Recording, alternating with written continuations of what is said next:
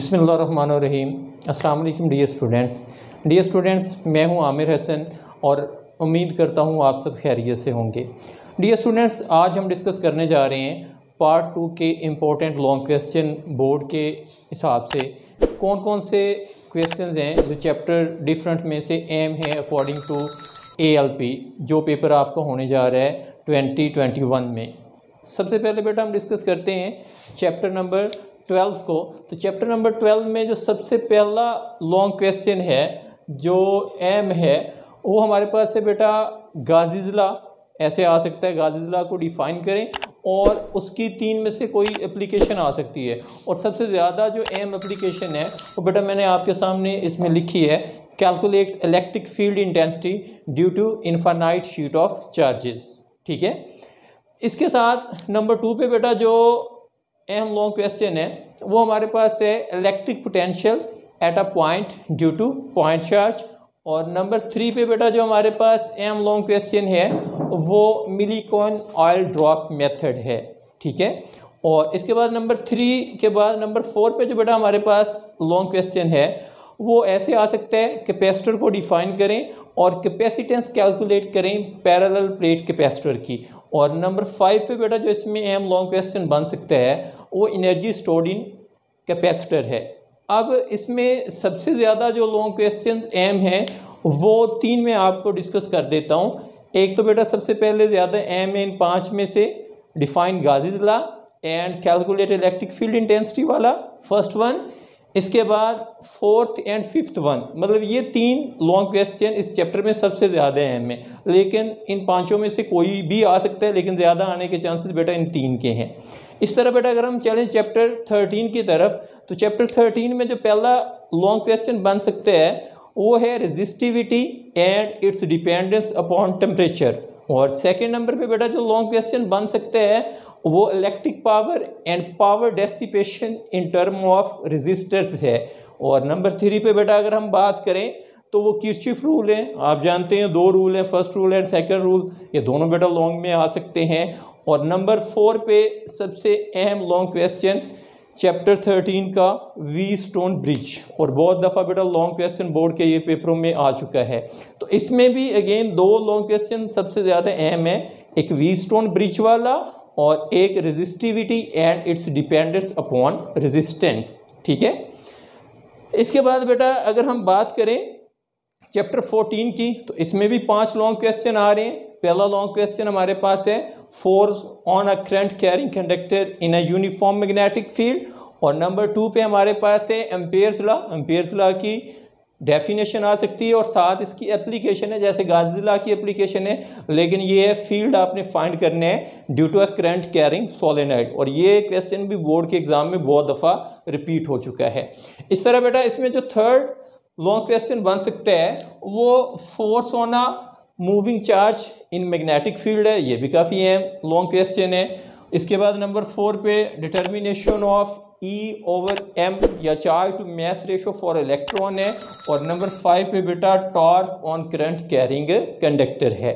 ठीक है, इस तरह बेटा अगर हम चैप्टर 15 की बात करें तो पहला लॉन्ग क्वेश्चन जो इसमें से आ सकते हैं वो फेराडेज लॉ है और इस इंड्यूस्ड EMF है। मतलब ऐसे आ सकता है defined induced EMF according to Faraday's law. जैसे आप जानते हैं 2 फॉर्मूले इंड्यूस्ड EMF के कैलकुलेट किए हुए।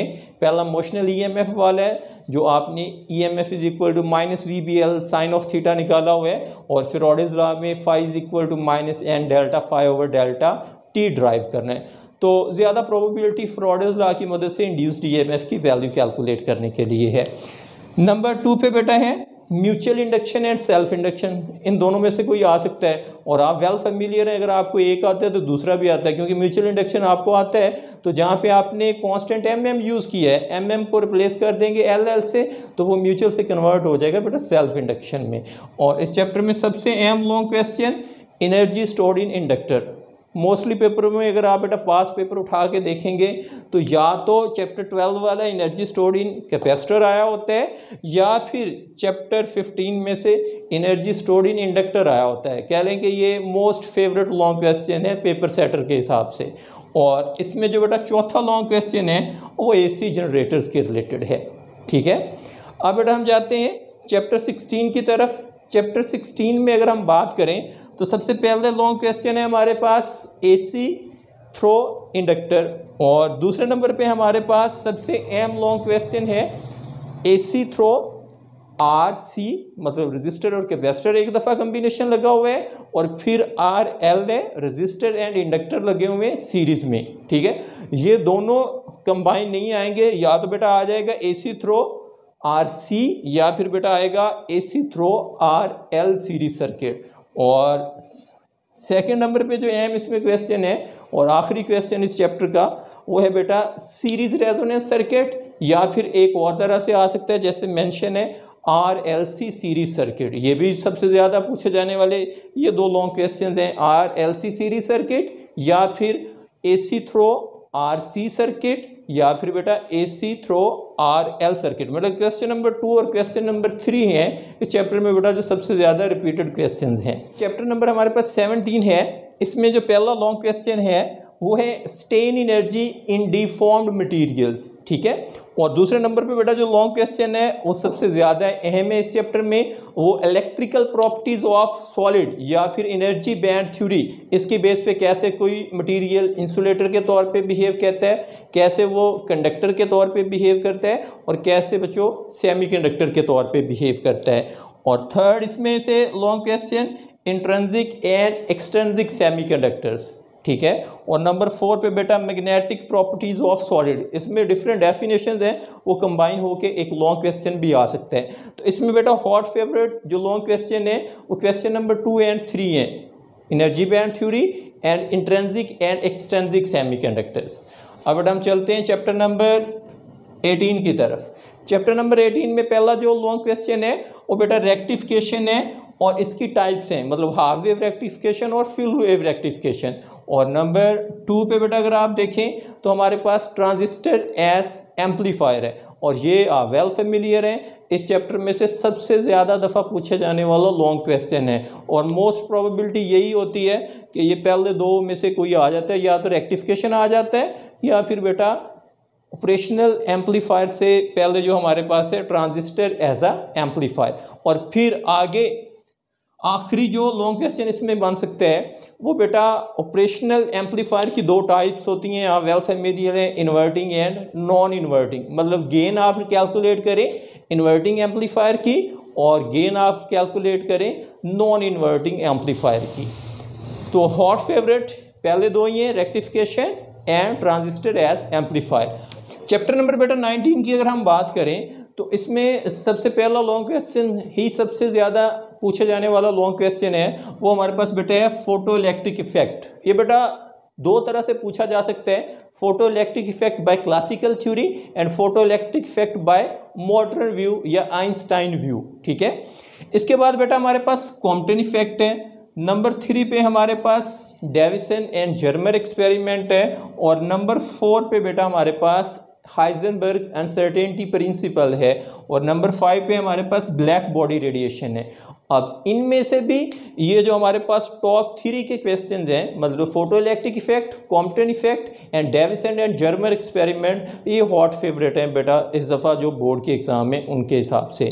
अब हम चलते हैं चैप्टर नंबर 20 की तरफ। चैप्टर 20 में first long question bore atomic model और इसके पोस्टुलेट्स हैं।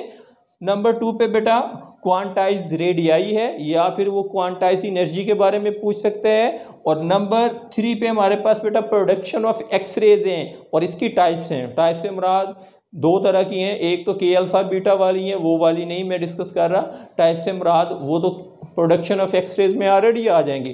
टाइप से मुराद कॉन्टीन्यूस एक्सरेज हैं एंड कैरेक्टरिस्टिक्स एक्सरेज हैं। और नंबर 4 पे सबसे बेटा अहम लॉन्ग क्वेश्चन इस चैप्टर का लेज़र डिटेल नोट, या ऐसे आ सकता है define laser and right a note on active medium, या फिर पॉपुलेशन इन्वर्जन। ठीक है, तो इसमें हॉट फेवरेट बेटा लेज़र, बोहर एटॉमिक मॉडल, और हमारे पास production of X-rays and its types. अब हम चलते हैं बेटा लास्ट चैप्टर 21 की तरफ। तो इसमें बेटा जो पहला लॉन्ग बन सकता है वो हमारे पास mass defect and binding energy के रिलेटेड है। दूसरा लॉन्ग हाफ लाइफ के रिलेटेड है। तीसरा लॉन्ग बेटा गीगर मोलर ट्यूब है, या जिसे हम GM काउंटर भी कह सकते हैं। चौथा बेटा विल्सन क्लाउड चैम्बर है, और आखिरी जो लॉन्ग इसमें से बन सकते हैं वो बेटा fission and chain fission reactions हैं। अब इनमें जो हॉट फेवरेट हैं वो सबसे पहले बेटा GM काउंटर है, इसके बाद हाफ लाइफ वाला है, और फिर हमारे पास fission reactions and chain fission reactions हैं। अल्लाह हाफिज़।